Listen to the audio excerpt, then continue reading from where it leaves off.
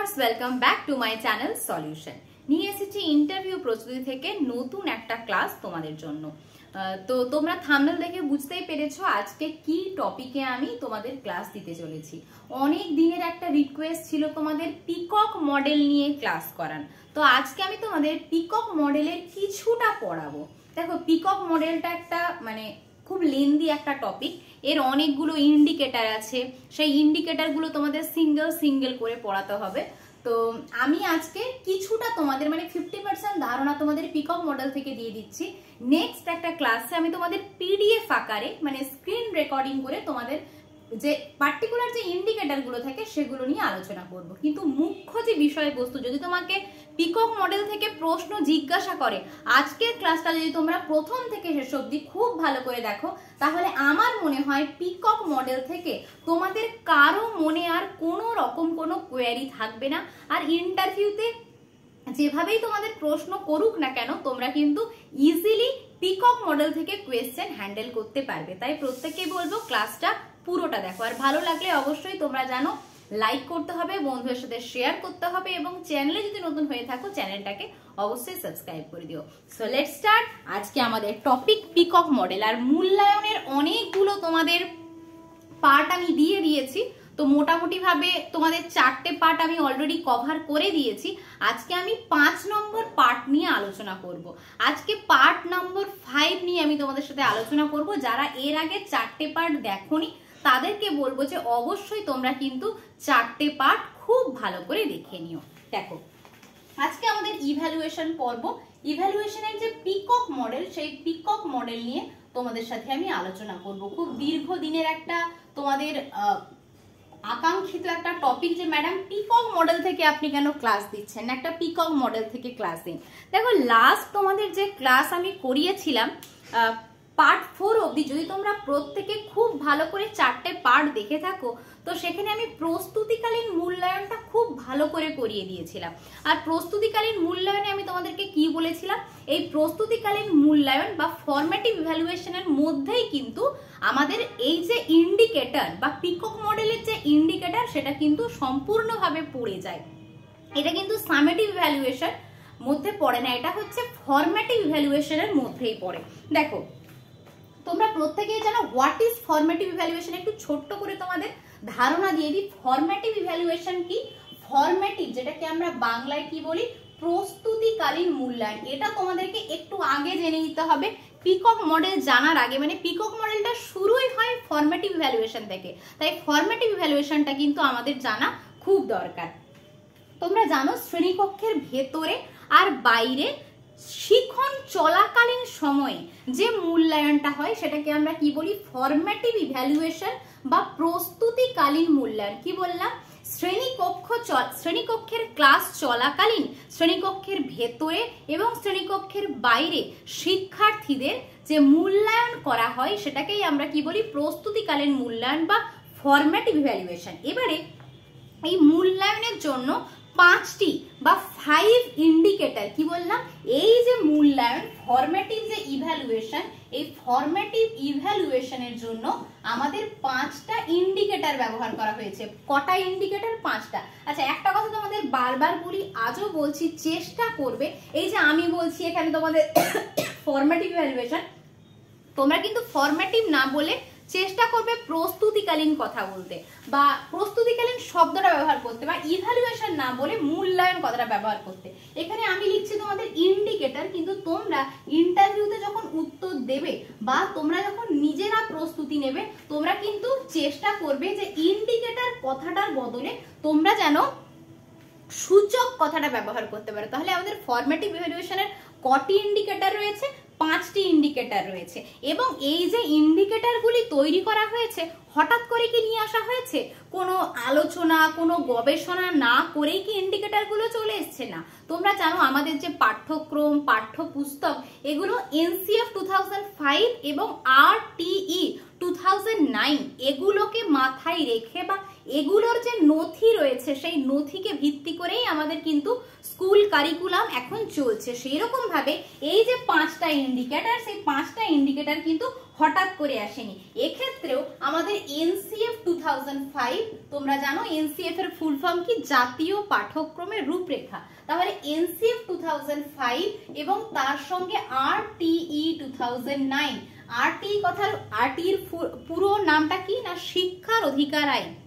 তো এই আরটিই 2009 শুধু এই দুটো নয়, তার সঙ্গে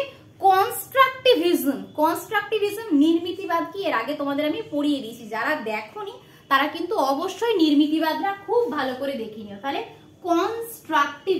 কনস্ট্রাকটিভিজম এর বাংলা অর্থ কি, এর বাংলা অর্থ হচ্ছে নির্মিতিবাদ।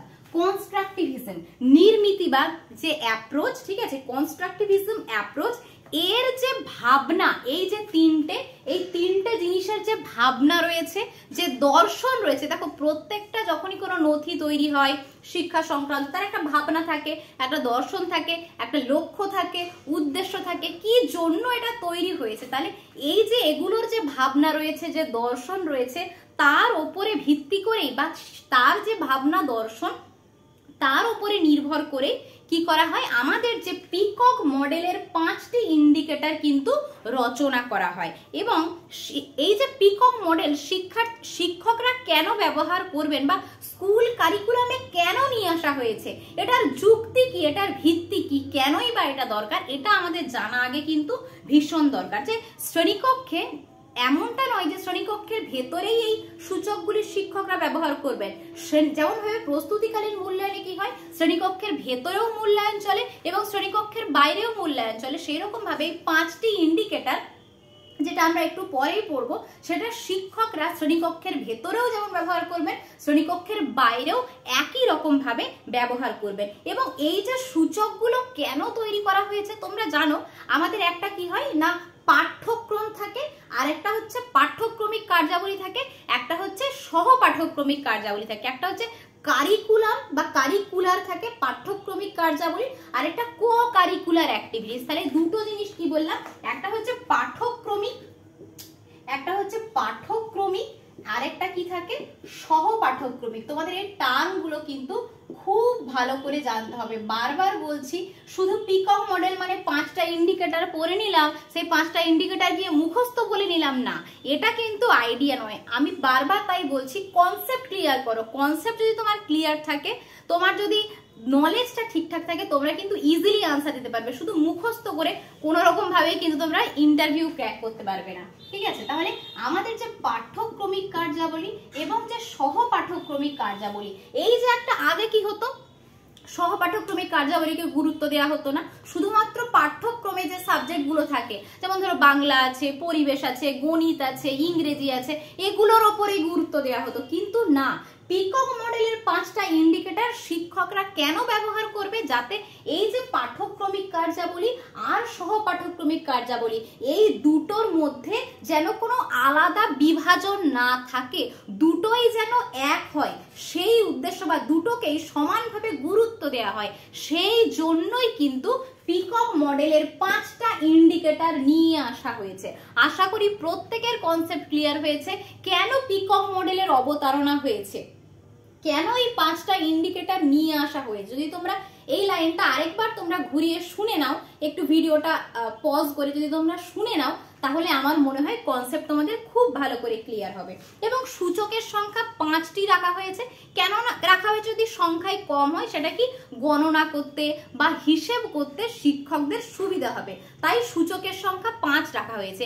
এবারে এই যে সূচকগুলো রয়েছে, এই সূচকগুলোর মধ্যে কিন্তু একাধিক ক্ষেত্র রয়েছে। কি বললাম, প্রত্যেকটা সূচক, ধরো আমাদের কটা সূচক বলেছি, 5টা সূচক, এই 5টা সূচকের মধ্যে কিন্তু আবার বিভিন্ন ক্ষেত্র রয়েছে। এক একটা সূচকে 4টে করে ক্ষেত্র রয়েছে, এক একটা সূচকে 4টে করে, তাহলে 5 × 4 করো, আমাদের 20টি ক্ষেত্র রয়েছে। তো আমরা এই যে ক্ষেত্রগুলো, এগুলো পরে জানবো, বা এগুলো আমাদের জানাটা অতটাও ইম্পর্টেন্ট নয়, আমি তোমাদের নেক্সট কোনো ক্লাসে বলে দেবো। আপাতত আমরা এইটুকু জানো যে আমাদের 5টা ইন্ডিকেটর বা 5টা সূচক রয়েছে। এবং এগুলো বিকাশের যে ক্ষেত্র রয়েছে সেই ক্ষেত্রকে প্রতিফলন ঘটায়। তাহলে সূচকগুলো চলো এবারে আমরা পরপর জেনে নিই। এই নামগুলোই তোমাদের খুব ইম্পর্টেন্ট। প্রথম আমি যে সূচকটার কথা বলবো সেটা হচ্ছে অংশগ্রহণ। কি বলবো? প্রথম যে আমাদের সূচক, তোমরা কি করবে, তোমরা একটুখানি নোট ডাউন করে নাও, তাহলে কি হবে তোমাদের বুঝতে সুবিধা হবে। পরে ভিডিওটা চালিয়েও তোমরা দেখতে পারো বা তোমরা নোট ডাউনও করে নিতে পারো। প্রথম যে আমাদের সূচক সেটার নাম কি? অংশগ্রহণ। দ্বিতীয় আমাদের সূচক প্রশ্ন ও অনুসন্ধান। দ্বিতীয় আমাদের সূচক প্রশ্ন ও অনুসন্ধান। হ্যাঁ, শুধু কিন্তু বাংলাগুলো জানলে হবে না, বাংলার সঙ্গে সঙ্গে কিন্তু ইংরেজিটাও তোমাদের খুব ভালো করে জানতে হবে। আমি বাংলা ইংরেজি দুটোতেই খুব ভালো করে ব্যাখ্যা করে দেব, তাই তোমাদের প্রত্যেককেই বলবো বাংলা টার্মগুলো তো মনে রাখবে, তার সঙ্গে কিন্তু ইংরেজি টার্মগুলো মনে রাখবে। কিন্তু চেষ্টা করবে যখন তোমরা ইন্টারভিউ দেবে তখন যেন বাংলা টার্মগুলোই তোমরা ভালো করে ব্যবহার করতে পারো। দেখো আমি তিনটে সূচক লিখে ফেলেছি। প্রথমে লিখেছি অংশগ্রহণ, দ্বিতীয়তে লিখেছি প্রশ্ন এবং অনুসন্ধান, তৃতীয় যে আমাদের সূচক সেই সূচকটা হচ্ছে ব্যাখ্যা এবং প্রয়োগের সামর্থ্য। 4 নম্বর সূচক হচ্ছে সমানুভূতি ও সহযোগিতা। সমানুভূতি ও সহযোগিতা ও সহযোগিতা। আচ্ছা, তোমরা এইটা খুব ভালো করে জানো, একটা হচ্ছে সমানুভূতি থাকে, একটা সহানুভূতি। সমানুভূতিকে আমরা কি বলি? এমপ্যাথি বলি, আর সহানুভূতিকে আমরা কি বলি? সিম্প্যাথি বলি। তাহলে 4টে আমাদের সূচক হয়ে গেল। 5 নম্বর আমাদের সূচক নান্দনিকতা ও সৃষ্টিশীলতা। নান্দনিকতা ও সৃষ্টিশীলতা। তোমরা কিন্তু নামগুলো খুব ভালো করে মনে রাখবে। প্রথম হয়তো পড়তে একটু কঠিন মনে হবে যে নামগুলো মনে থাকছে না, কিন্তু ইংরেজির সঙ্গে তোমরা যখন মানে রিলেট করে যখন তোমরা পড়বে তখন কিন্তু বিষয়টা অনেক বেশি সহজ হয়ে যাবে। চলো এবারে প্রথম যে আমাদের অংশগ্রহণ তার ইংরেজি নামটা আমি তোমাদের বলে দিই, participation. Participation, participation. Okay, participation. আচ্ছা, আমি মুখে বলে দিচ্ছি, হাতের লেখা না বুঝতে পারলেও কোনো সমস্যা নেই। নেক্সট যে আমাদের সুযোগ সেটা হচ্ছে questioning and experimentation. Questioning and experimentation. Experimentation, questioning and experimentation. 3 নম্বর যে আমাদের সূচক সেই সূচকটা হচ্ছে ব্যাখ্যা এবং প্রয়োগের সামর্থ্য। Interpretation and application. Interpretation and application. And application. তাহলে দেখো 3টে সূচকের ইংরেজি নাম আমি লিখে ফেললাম। 4 নম্বর সূচক empathy and cooperation. Empathy and cooperation. Cooperation. 5 নম্বর যে সূচক নান্দনিকতা এবং সৃষ্টিশীলতা, এটাকে আমরা বলি অ্যাস্থেটিক অ্যান্ড ক্রিয়েটিভ এক্সপ্রেশন।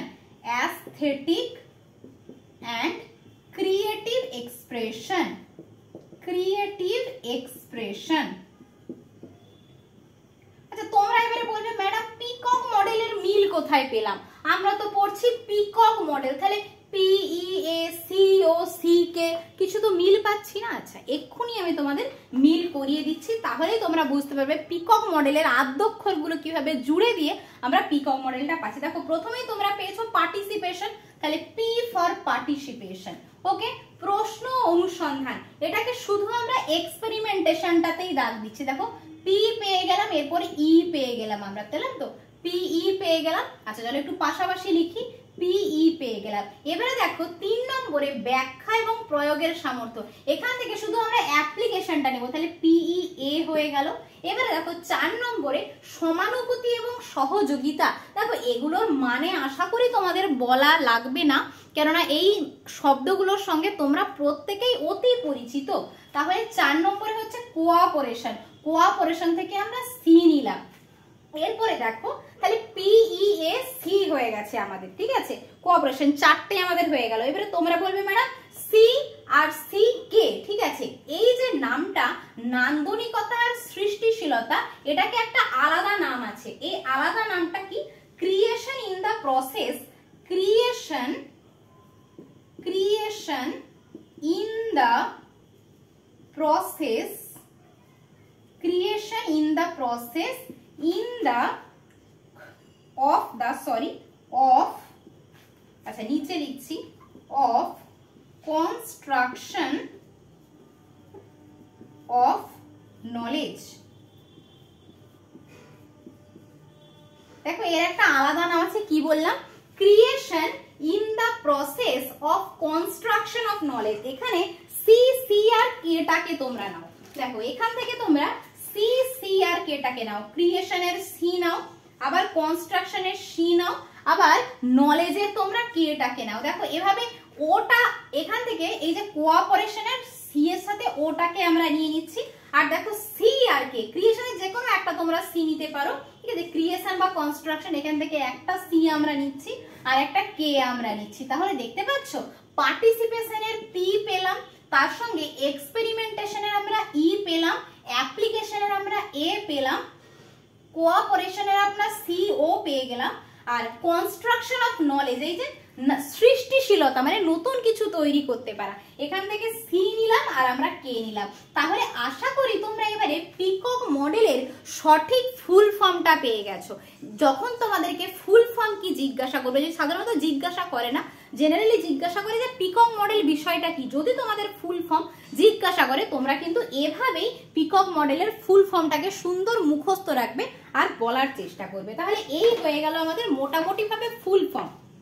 এবারে তোমাদের আরেকটু ডিটেলসে আমি বলতে চাই যে এই যে একটু আগে তোমাদের বললাম যে পিকক মডেল কেন তৈরি করা হয়েছে বা এর উদ্দেশ্যটা কি, এটা তোমরা লিখে নাও। আমি একটু সাইডে হয়ে যাচ্ছি এবং দাঁড়িয়ে দাঁড়িয়েই তোমাদের বলছি যে বিষয়টা কি না, মূল বিষয় এটাই, মেন ফোকাস কিন্তু করা হয়েছে এই দুটো টপিকের ওপরে, একটা কি কারিকুলার অ্যাক্টিভিটিস, একটা হচ্ছে কো কারিকুলার অ্যাক্টিভিটিস অর্থাৎ পাঠ্যক্রমিক কার্যাবলী আর সহ পাঠ্যক্রমিক কার্যাবলীর যে এই যে বিভাজন, সেই বিভাজনটা যাতে মিটে যায়, বিভাজন যাতে তৈরি না হয়, সেই জন্যই কিন্তু আমাদের পিকক মডেলের অবতারণা করা হয়েছে। এটাই কিন্তু একমাত্র বিষয় এই পিকক মডেলের জানার। আর তার সঙ্গে কি না, শিক্ষক শিক্ষিকা শিক্ষক এমন ধরনের টাস্ক তৈরি করবেন যাতে বিষয়টা কি বা উৎসাহ তারা এভাবেই দেবেন যাতে from within the subject matter থেকে আমাদের বিয়ন্ড দা সাবজেক্ট ম্যাটারে যাচ্ছি, মানে এমন একটা সাবজেক্ট আমরা পড়াচ্ছি শুধু সেই সাবজেক্ট ম্যাটারের মধ্যেই আমরা থাকবো না, আমরা সেই সাবজেক্টটাকে কিন্তু ছাড়িয়েই আমরা যেতে পারি, বিয়ন্ড দা সাবজেক্ট ম্যাটারে আমরা যেতে পারি। এবং এই সূচকগুলো কেন অর্থপূর্ণ, কেন গুরুত্বপূর্ণ, কেননা এই সূচকগুলো ব্যবহারের মাধ্যমে একটা শিক্ষার্থীর কি হবে, হলিস্টিক ডেভেলপমেন্ট হবে। কি হবে? হলিস্টিক ডেভেলপমেন্ট হবে। হলিস্টিক তোমরা এখন প্রত্যেকেই জানো, হলিস্টিক রিপোর্ট কার্ড আশা করি তোমরা প্রত্যেকেই দেখেছো। দেখো তোমাদের যারা না দেখে থাকো তাদেরকে একটু ওপরটা দেখিয়ে দিই, পরে এই হলিস্টিক রিপোর্ট কার্ড নিয়ে আমি তোমাদের সাথে আলোচনা করব। তাহলে এই হলিস্টিক ডেভেলপমেন্ট বা সামুদায়িক উন্নতি বা সামগ্রিক উন্নতি যাতে হয় সেই জন্যই কিন্তু আমাদের পিকক মডেলের ব্যবহার করা হয়েছে।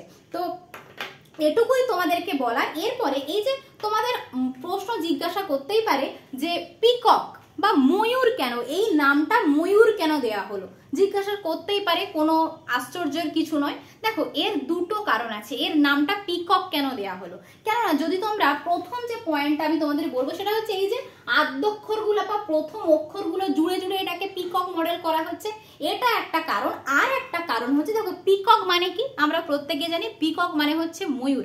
বৃষ্টি হলে দেখবে ছোটবেলাকায় আমরা এটা দেখতাম আগে, যে বৃষ্টি হলেই কি হতো, যে ময়ূর তার পেখম তুলে নাচ করতো, ঠিক আছে, সে মনের আনন্দে, মুক্তির আনন্দে, মুক্তির আস্বাদ পেতে সে মনের আনন্দে পেখম তুলে নাচতো।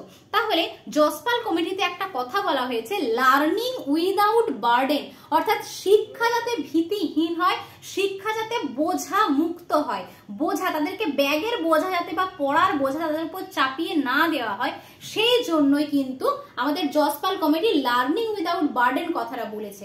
সেরকম পিকক মডেল কেন এটার নাম ময়ূর দেয়া হয়েছে, এই যে বললাম ছাত্র ছাত্রীরাও যাতে পরীক্ষা তাদের কাছে ভীতিযুক্ত না হয়, তাদের কাছে ভীতি মুক্ত হয়, তারা যাতে মুক্তির আনন্দ পায়, পড়াশোনাটা তাদের কাছে যেন খুব আনন্দের হয়, সেই জন্যই বৃষ্টি পড়লে মেঘেরা যেমন কি ময়ূরের যে চিবুক ছুঁয়ে যায়, সেই রকম ভাবেই তাদের কাছে পরীক্ষা ব্যবস্থাটা যেন মানে খুব লাইট ওয়েট হয়, তাদের কাছে যেন খুব বেশি ভারযুক্ত না হয়, ঠিক আছে, তারা মনের আনন্দে পড়াশোনা করতে পারে। এই জন্যই কিন্তু এর নামটা পিকক মডেল বা ময়ূর মডেল দেওয়া হয়েছে। তাহলে আশা করি তোমাদের পিকক মডেল থেকে আর কোনো রকম কোনো কোয়ারি থাকবে না। কিন্তু এই যে একটা কথা বললাম, একটা ছোট্ট কোয়ারি তোমাদের মধ্যে হয়তো থেকেই গেছে, না ম্যাডাম পিকক মডেল তো আমি দেখেছি আবার অনেকগুলো থাকে। হ্যাঁ ঠিকই বলেছো তোমরা, এই যে বললাম না বিভিন্ন ক্ষেত্র থাকে, সেই রকম এই যে 5টা সূচক রয়েছে, এই 5টা সূচকের কিন্তু আবার বিভিন্ন ক্ষেত্র রয়েছে, মানে প্রত্যেকটা 4টে করে ক্ষেত্র রয়েছে। এই 4টে করে যে ক্ষেত্র রয়েছে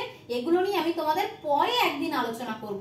আপাতত তোমাদের বেসিক যে কনসেপ্ট ক্লিয়ারের জন্য তোমরা কিন্তু এইটুকু জেনে রাখো। এবং পিকক মডেল তোমরা দেখবে আমাদের যে বর্তমান যে রিপোর্ট কার্ডগুলো হয়, সেই রিপোর্ট কার্ডে কিন্তু আমাদের যে প্রস্তুতিকালীন মূল্যায়নটা ফরম্যাটিভ ইভ্যালুয়েশনের যে সঙ্গে উপরে লেখা থাকে ফরম্যাটিভ ইভ্যালুয়েশন, এবং বাঁদিকে কিন্তু পিককের যে 5টা ক্ষেত্র, সেই 5টা ক্ষেত্রের উপরে কিন্তু নম্বর দেয়া হয়। সেটা নিয়ে তোমাদের পরে কখনো কোনো ক্লাসে আলোচনা করব। তাহলে আশা করি তোমাদের পিকক মডেল থেকে যত কোয়েরি ছিল সব ক্লিয়ার হয়েছে। এবারে একটা ছোট্ট জিনিস তোমাদের সাথে আলোচনা করব। তোমরা যারা আমার থাম্বনেল দেখেছো, থাম্বনেলে আমি আরেকটা জিনিস আজকে পড়াবো বলেছিলাম, সেটা হচ্ছে ইউনেস্কো। আমাদের তোমরা প্রত্যেকেই জানো ইউনেস্কো কি, সেটা নিয়ে আর আলোচনা করছি না। ইউনেস্কো এডুকেশনের 4টে পিলারের কথা বলেন। তোমরা বলবে ম্যাডাম পিকক মডেলের সঙ্গে ইউনেস্কোর 4টে পিলারের কি সম্পর্ক? সম্পর্ক কি এক্ষুনি বুঝিয়ে দেবো, তার জন্য 1 মিনিট ওয়েট করো, আমি একটু বোর্ডটা তোমাদের ক্লিয়ার করে নিই।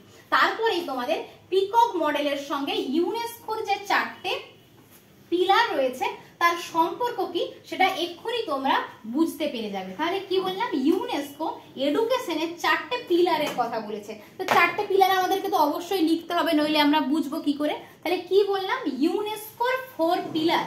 একটু হেডিং করে নাও, ইউনেস্কো এডুকেশনের ক্ষেত্রে 4 পিলার, 4টে স্তম্ভর কথা বলে। তো কি কি 4টে স্তম্ভ? প্রথম যে স্তম্ভ সেটা হচ্ছে learning to know. Learning to know, learning to know, এটা হচ্ছে ফার্স্ট পিলার। সেকেন্ড যে পিলার সেটা হচ্ছে learning to do. Learning to do. 3 নম্বর যে পিলার সেটা হচ্ছে learning to live together. Learning to live together. Live together.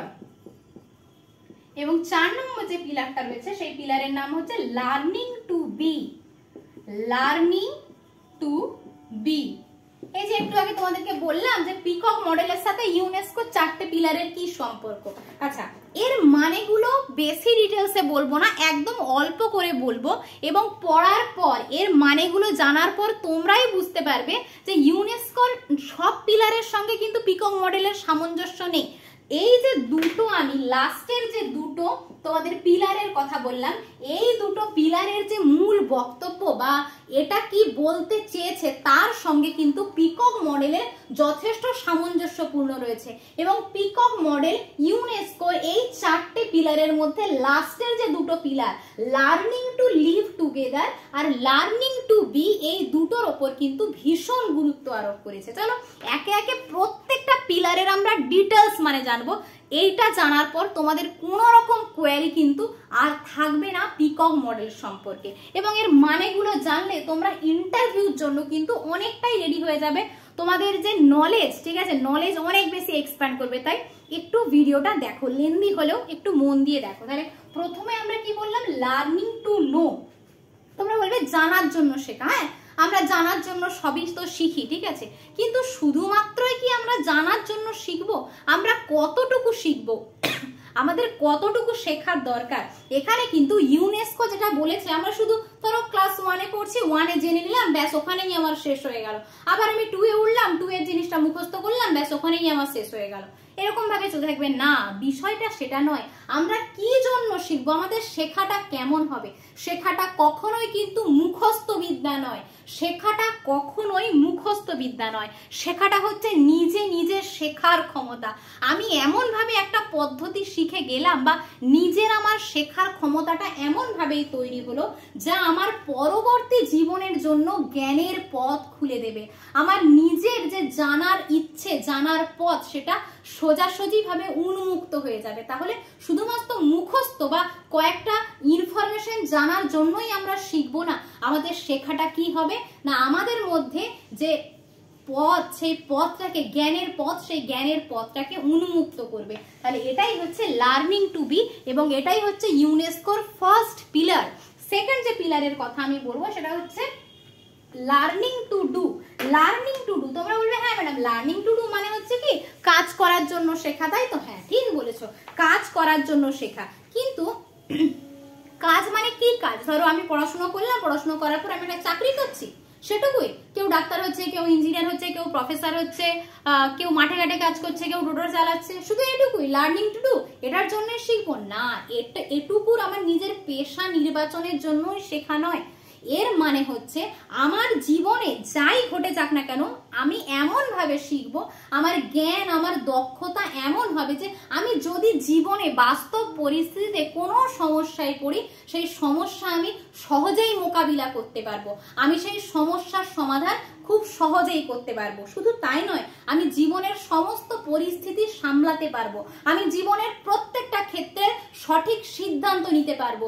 তার জন্যই আমরা শিখবো, এবং শেখাটা এমনই হবে। তাহলে এটাই হচ্ছে আমাদের লার্নিং টু ডু। এবারে 3 নম্বর আর 4 নম্বর পয়েন্টে লাল কালি কেন দিয়েছি একটু আগেই তোমাদের বললাম, কেননা আমাদের যে পিকক মডেল, সেই পিকক মডেল এই ইউনেস্কো 3 নম্বর আর 4 নম্বর মডেলকে কিন্তু মেনে নিয়েছে, এবং এই দুটোর ওপর কিন্তু ভীষণ গুরুত্ব আরোপ করেছে। ঠিক আছে, তো 3 নম্বর যে আমাদের পয়েন্ট সেটা হচ্ছে লার্নিং টু লিভ টুগেদার। তাহলে লার্নিং টু লিভ টুগেদার মানে শিখবো কি যাতে আমরা একসাথে থাকতে পারি, ফ্যামিলিতে একসঙ্গে থাকা? না, বিষয়টা সেটা নয়।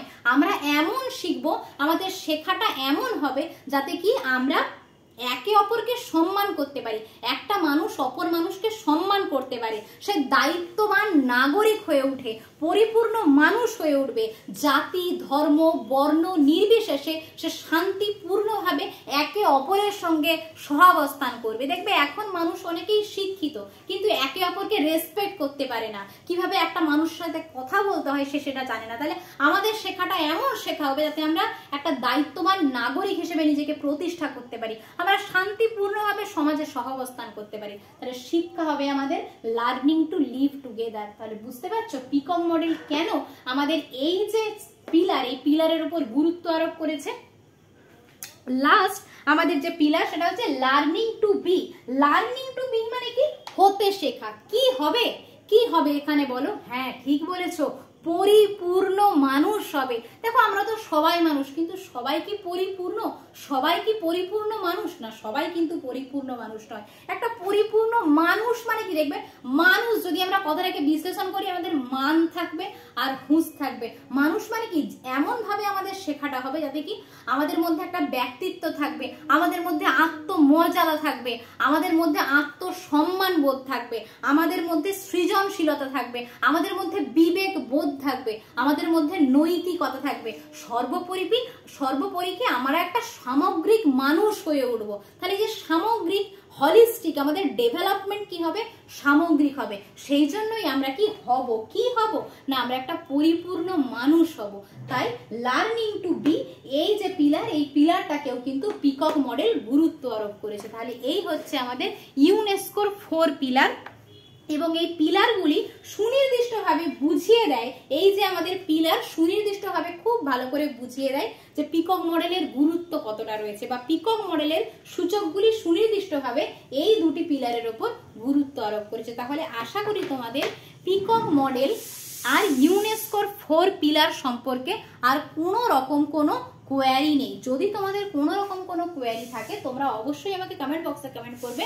আর যেটা তোমাদের বললাম পিকক মডেলের যে ক্ষেত্রগুলো রয়েছে সেই ক্ষেত্রগুলো নিয়ে আমি তোমাদের নেক্সট কোনো ক্লাসে আলোচনা করবো। আজকের ক্লাসটা কেমন লাগলো অবশ্যই আমাকে কমেন্ট বক্সে কমেন্ট করে জানাবে। ভালো লাগলে লাইক করবে, বন্ধুদের সাথে শেয়ার করবে, আর চ্যানেল নতুন হয়ে থাকলে চ্যানেলটাকে অবশ্যই সাবস্ক্রাইব করবে। আর একটা ছোট্ট ইনফরমেশন, তোমরা আমাকে অনেকেই মেসেজ করছো, সারাদিন প্রচুর মেসেজ আসছে যে ম্যাডাম আপনি কি আপার প্রাইমারির ব্যাচ করছেন, ম্যাডাম আপনি কি SLST ইংলিশের ব্যাচ শুরু করেছেন। না, আমি কোনো রকম কোনো ব্যাচ শুরু করছি না, তবে হ্যাঁ তোমাদের জন্য আমি স্পেশালি তোমাদের জন্য আমি ইউটিউবে কিছু ক্লাস আনবো যাতে তোমাদের প্রত্যেকের সাহায্য হয়, এবং টেলিগ্রামে আমি আমার সাধ্যমতো নোট তোমাদেরকে প্রোভাইড করবো। তাই আমাকে আলাদা করে কোনো মেসেজ করার দরকার নেই যে ম্যাডাম আপনি কি ক্লাস শুরু করছেন। আজকের মতো এই পর্যন্তই। প্রত্যেকে ভালো থেকো, সুস্থ থেকো, মন দিয়ে পড়াশোনা করো। এবং একটা কথাই বলবো, প্রতিদিন যেটা তোমাদেরকে বলি, ডিমোটিভেট হয়ে পড়ো না, মনোবল হারিয়ে ফেলো না যে পরীক্ষা হচ্ছে না, কবে পরীক্ষা হবে, কবে পরীক্ষা হবে। নিজেরা যে যে কাজকর্মের সঙ্গে যুক্ত রয়েছে সেই কাজকর্মের সঙ্গে অবশ্যই যুক্ত থাকো, হাল ছেড়ো না। পরীক্ষার সামনে যেহেতু ভোট রয়েছে, পরীক্ষা তো অবশ্যই হবে, কিন্তু কবে এক্সাক্ট হবে সেটা কিন্তু বলা মুশকিল। শুধু তোমরা নিজেদেরকে ডিমোটিভেট না করে পড়াশোনাটাকে চালিয়ে যাও। এমনটা নয় যে পার্টিকুলার কোনো কোচিং নিতে হবে, নিজেরাই সেলফ স্টাডি করো। কিছুটা সময়, সারাদিনের 30 মিনিট যদি তোমরা বার করতে পারো ইন্টারভিউর জন্য, সেটাই কিন্তু তোমার জন্য অনেক বেশি লাভবান হবে। একটাই কথা বলার যে তোমরা মনোবলটা হারিয়ে ফেলো না, ঠিক আছে? প্রত্যেকে ভালো থেকো, সুস্থ থেকো, আর থ্যাংকস ফর ওয়াচিং।